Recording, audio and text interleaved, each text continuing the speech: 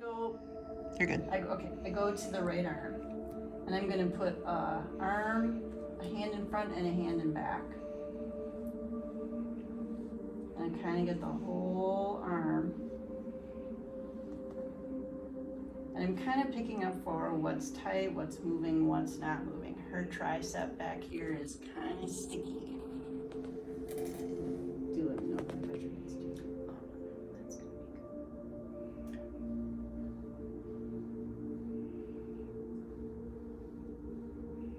good. So I'm gonna actually hook into her tricep just a little bit, and I'm gonna tug down just a wee bit, maybe a little bit to the outside. Gonna try to be gentle because there's some big nerves back there. That moves better now. See, that didn't take very long. Check this way. Sometimes I'm standing up.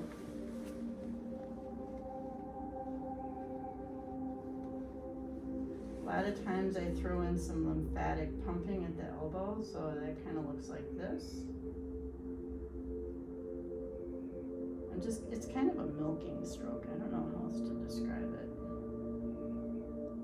And then thumb, finger pads, I'm checking the whole forearm and going, hoo, hoo, hoo, there's a good spot on that side, which I will come back to. Just checking the range of motion of all that tissue at once.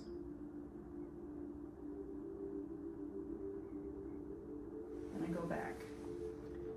So this is hydrating. I usually do it with a finger or two.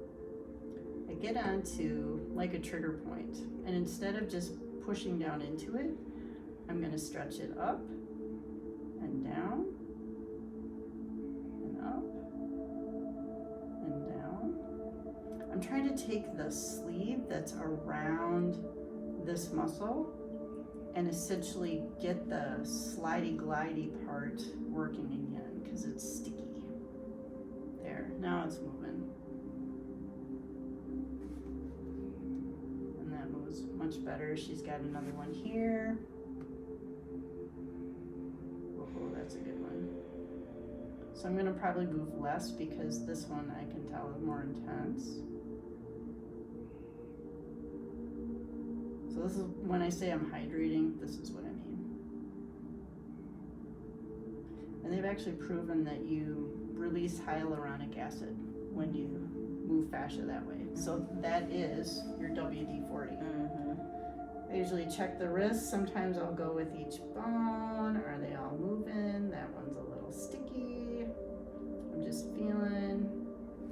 I might go left, right, eversion, inversion. Sometimes I will traction it. So now I've got my fingers on the palm. I'm just kind of opening up the palm, and I'm letting the weight of her arm basically do all the work. So I'm not pulling very hard. And usually after about 7 to 10 seconds, you'll feel that wrist start to lengthen. And then usually when you go and you check range of motion of things, they move better. If they were clicking and popping before, they often stop clicking and popping. So then I do my hand massage. I find there's a lot in the palmar fascia, and a lot of people, especially if they have that hand that looks kind of like that, where their thumb is tucked in, Yes. there is often a tendon right here, the adductor pollicis, that's too tight. And if you stabilize this and stabilize the base of the thumb, and then engage it and wait for the taffy pull to open it up. It takes about 7 to 10 seconds. You'll find that that hand often opens up a little easier. There it goes.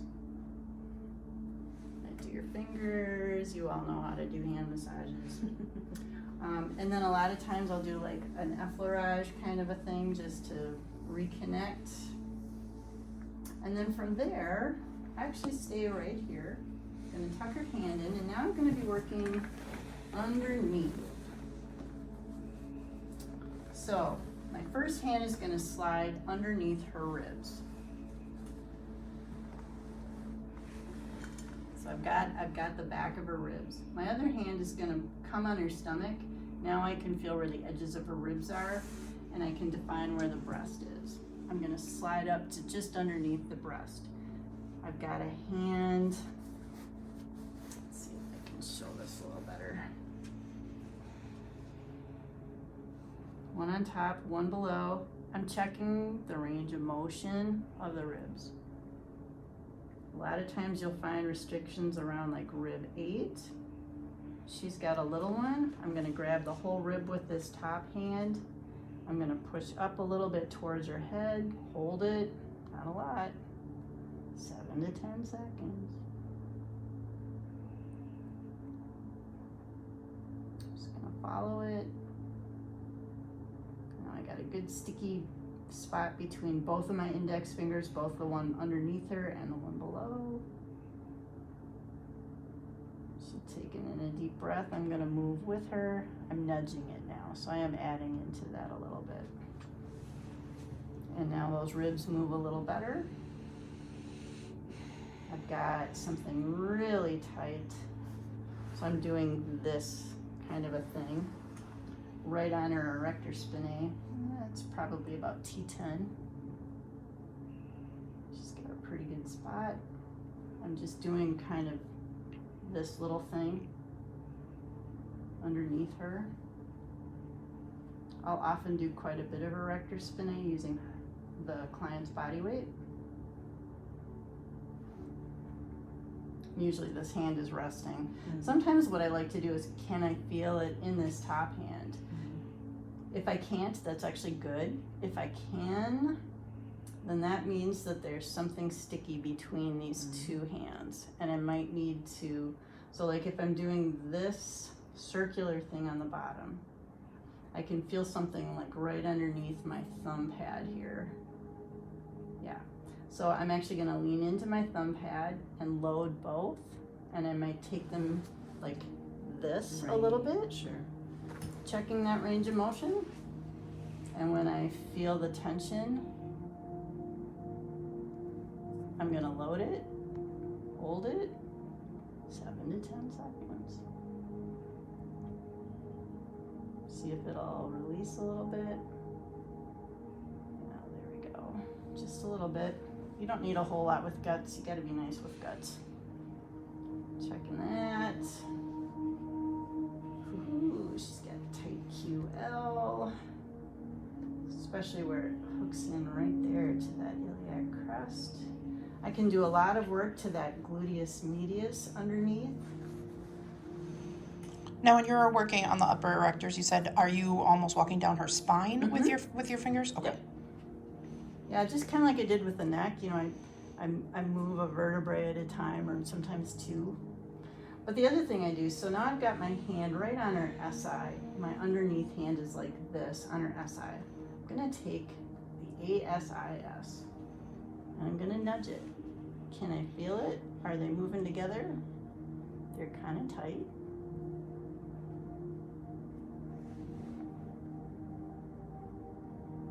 Probably should have checked to see if your ASIS were even when you lay down.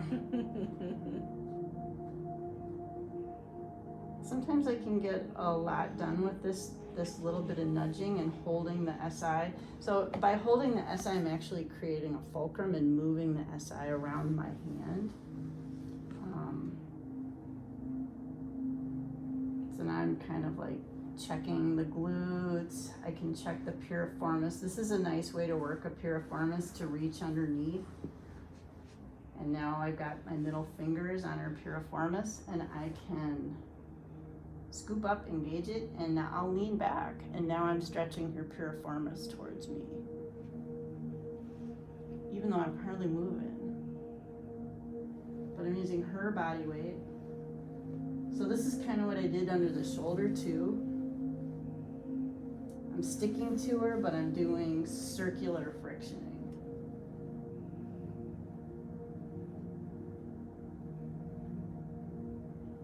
And then I can, you know, kind of walk my fingers down and check the other glutes, check the back of the trochanter, check that quadratus femoris, which is such a bad boy sometimes. Actually, I'm feeling more with her like gluteus medius, so more towards like the the top of the iliac crest up here, that's where hers.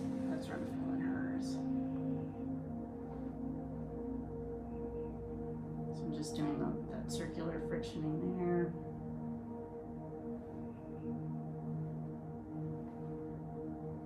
Okay.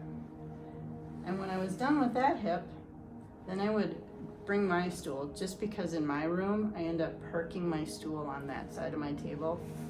I have a right-handed room. In case those of you with the big rooms don't have right-handed and left-handed rooms, but the smaller rooms are right-handed or left-handed. So, thank you for laughing. So I would go and I would do the left arm, and then I'd reach under and I'd do the left torso. So I'll have you end that video there.